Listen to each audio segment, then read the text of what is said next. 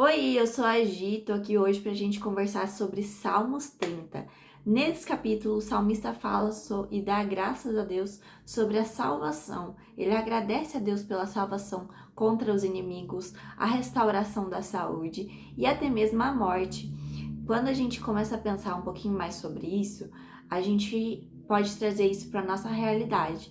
E, e muitas vezes, quando as coisas começam a sair um pouco do nosso controle, um pouco do que nós entendemos que seja a vontade de Deus, porque muitas vezes a gente também acha que a vontade de Deus é somente as coisas boas, quando só coisas boas acontecem na nossa vida, e isso é super fácil da gente entender e agradecer a Deus, né, pelas coisas boas. Mas quando as coisas ruins ou as coisas que vão servir para nos direcionar para um novo caminhar com Deus começam a acontecer, nós temos um pouco mais de dificuldade de enxergar isso, né? Assim como, por exemplo, quando vem uma doença ou quando vem um sentimento de tristeza, uma vontade de desistir, coisas do tipo, a gente tem dificuldade de entender que aquele é um processo que nós estamos passando, mas que se nós direcionarmos a Deus e conversarmos com Deus sobre isso, Ele consegue mudar, né, a nossa realidade e nos mostrar o que aquilo vai nos ensinar, o que aquilo pode mudar nas nossas vidas. Muitas vezes são esses sentimentos confusos que nos levam a pensar que Deus se afastou de nós, sendo que na verdade Deus nos escolhe todos os dias, né? Ele escolhe nos acordar, Ele escolhe nos dar vida e Ele escolheu por nos amar, trazer seu Filho único aqui para a Terra para nos dar a salvação eterna, para estar conosco lá na eternidade para sempre. Então o salmista continua esse capítulo agradecendo a Deus pelas coisas que Deus fez na vida dele e diz lá várias vezes que ele louvará ao Senhor, que ele dará graças ao Senhor. E isso nós também podemos trazer para as nossas vidas, né? Muitas vezes a gente agradece quando as coisas acontecem em um momento, mas isso pode ser, e na verdade às vezes deve ser algo que nós precisamos fazer constantemente, né? Porque a gente não escolhe se a gente vai estar respirando em 2 minutos, daqui 2 minutos. É tudo coisas, são todas coisas, pequenas coisas que é a mão de Deus sobre as nossas vidas, é a mão de Deus cuidando e nos protegendo. E independente do que está acontecendo, é Deus que nos mantém firme o tempo todo, na frente de todas as adversidades, e é Deus que nos garante que nós vamos vencer todas as batalhas, né? Que não há luta, que não tenha um escape, que não tenha uma resposta, que não tenha. Não existe luta maior que nós não possamos enfrentar.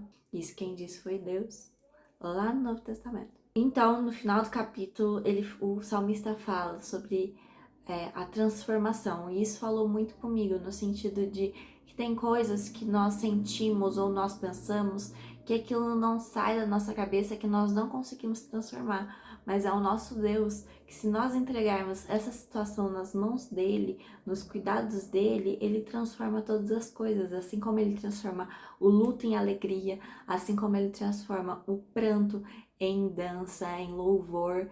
E assim como Jesus também transformou, né? Transformou o cego em uma pessoa que pode ver, o paralítico em uma pessoa que pode andar. Deus, Jesus, ele tem a capacidade de transformar as coisas, né?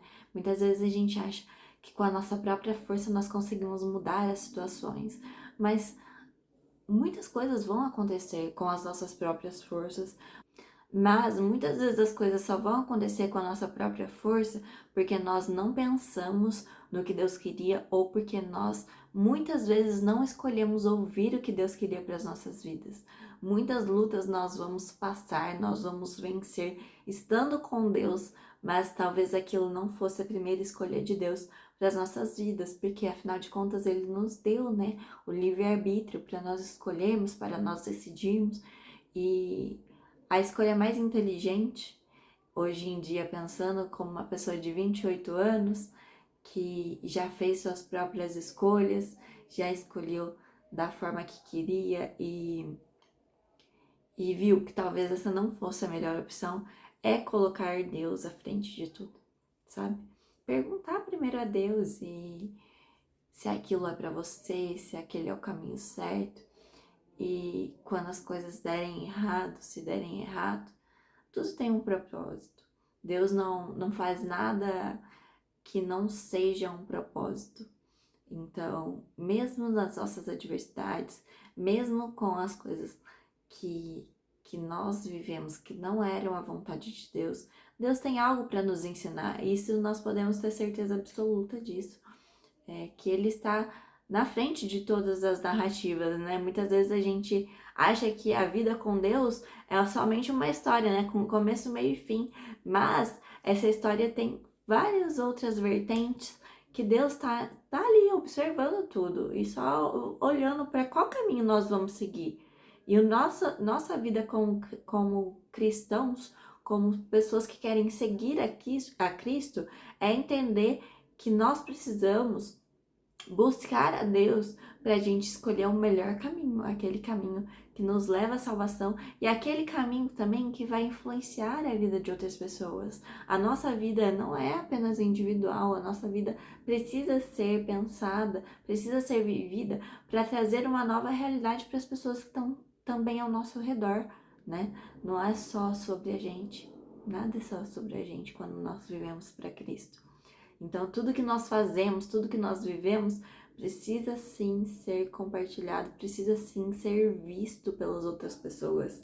Isso de crente 007, que só é crente dentro da igreja, é um desvio muito grande do que Deus nos chamou para fazer, né? Ser de testemunhas, vai fazer discípulos.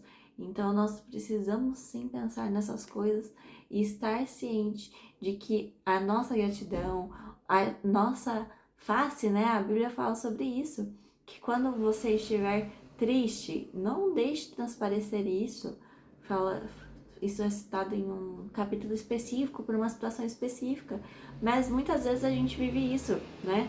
A gente deixa transparecer para os outros tudo que a gente vive, todas as coisas boas e ruins, e todo mundo fica sabendo de tudo, sendo que na verdade Deus às vezes quer que a gente demonstre o amor, demonstre a coragem, demonstre a paciência para aquela situação, para que os outros de fora olhem para você e vejam uma paz, vejam que você está confiando não nas suas forças, veja que você está confiando num Deus que é maior que todas as outras coisas. Amém? Vamos orar juntos? Senhor, meu Deus, meu Pai, obrigado, Senhor, pelo estudo de hoje. Meu Deus, eu te peço, Senhor, nos ensine, Senhor, a ser cada dia mais parecidos contigo, Deus. Abençoa, Senhor, as nossas vidas, transforma, Senhor, o que precisa ser transformado, Pai.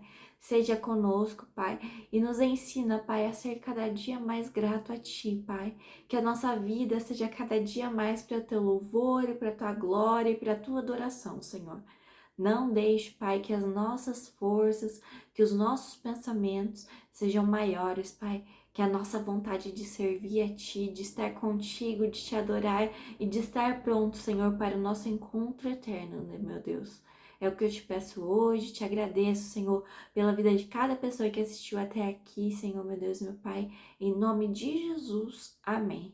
Amém? Obrigada por ter assistido mais esse estudo e eu espero vocês no próximo vídeo.